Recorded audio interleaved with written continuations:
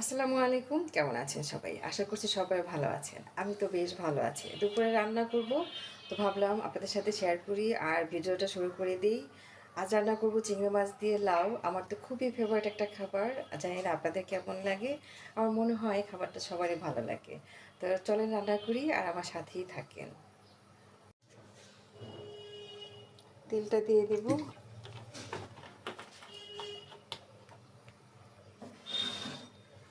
দিয়ে দেব তেল। তেলের মধ্যে পেঁয়াজ,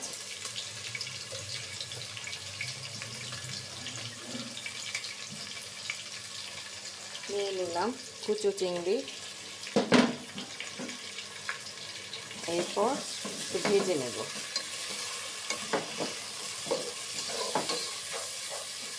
শীতের সময় এই যে লাউটা এত সুন্দর হয় খেতে, বেশ দারুণ লাগে।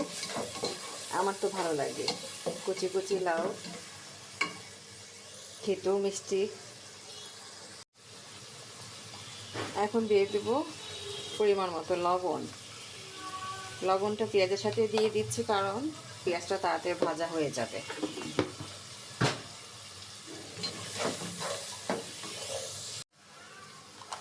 এখন দিয়ে দেব একে একে বাকি মশলাগুলো।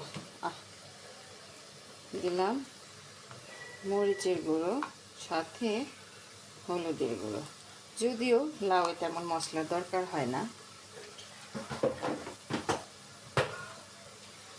একটু পানি দিয়ে মশলাটা কষিয়ে নেব।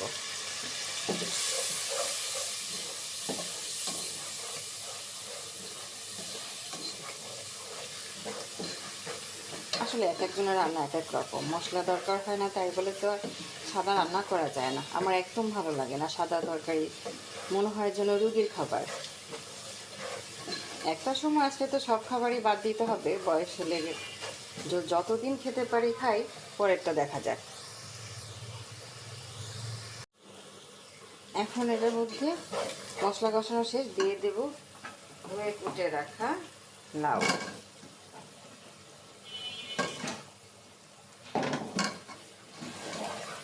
লাউটা দিয়ে আবার ভালো করে কষিয়ে নেব।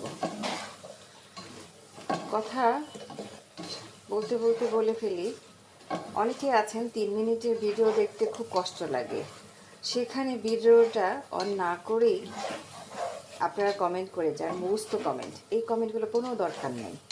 দেখা যায় 3 মিনিটের ভিডিও যদি 1 মিনিটও না দেখে, আপনি কী বুঝলেন, কী কমেন্ট করলেন, সেটা আল্লাহই জানে আর আপনি জানেন। এই ধরনের মুখস্থ কমেন্ট করার কোনো দরকার নেই। যদি ভালো না লাগে কারো কমেন্ট করা দরকার নেই, কারো ভিডিও না দেখে। কারণ আপনি যেটা করবেন আপনার সাথে ঠিক সেটাই হবে। আপনি অন্যের সাথে যেমন করবেন আপনার সাথেও তেমনই হবে। তো সবাই হিংসা ভুলে ভালোভাবে কাজ করবেন। ভিডিওটা দেখতেই হবে এমন কোনো কথা নেই। এখন ঢাকনা দিয়ে ঢেকে দেব। তা আমার লাউ অনেকটা হয়ে এসেছে। আজ এই ছিল আমার দুপুর খাবার আয়োজন। তো সবাই ভালো থাকবেন। এতক্ষণ সাথে থাকার জন্য ধন্যবাদ।